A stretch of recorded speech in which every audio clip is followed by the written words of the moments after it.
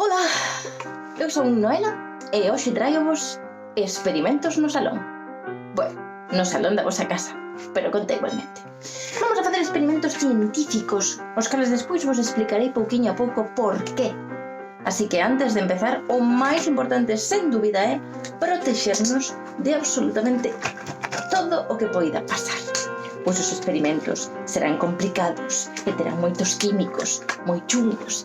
Así que, como andamos últimamente con estas cousas chamadas luvas, poñémonos as luvas, poñémonos unha boa mascarilla, que seguro que algunha teredes pola casa, e o máis importante de todo, un casco para traballar. Empezamos. Era broma. Non precisamos tanta protección porque o que imos facer é moi sinxelo. Imos facer un compás ou tamén chamada unha agulla de marear. Moi apropiado o nome. Os materiais que precisamos serán un anaquiño de papel higiénico, deses tan preciado últimamente, unha agulla de metal, un imán, e vos saber cal é o polo sur e cal é o polo norte, pero se non o sabedes, xa vos lo explico despois. Podedes escoller calquer tipo de imán que atopedes. Eu atopei estes chulis que tiña a miña nai na neveira. O máis útil é o que ten marcado o norte e o sur, así que quedamos con este. Unha cunca. Esta non está moi convencida de que vai pasar ben, pero xa veredes como cambia de opinión. E por último, unha pouca de auga.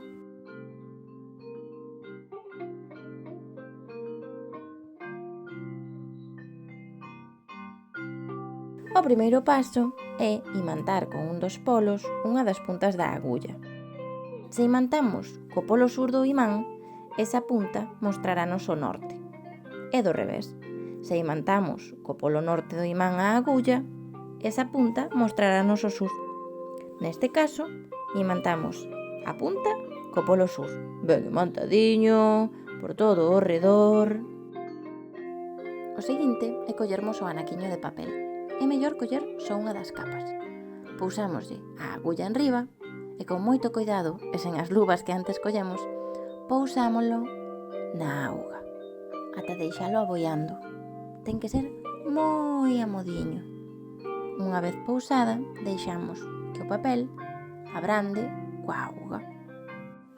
Non perdade a paciencia, vai tardar un anaquiño en abrandar. Pero se vedes que é tan resistente como o meu e non vos dá baixado o papel, o que podedes facer é empurrar con un alfinete ata o fondo o papeliño, deixando na superficie a agulla de metal. Unha vez que a agulla quedou soa, vemos que varou, quedou quieta.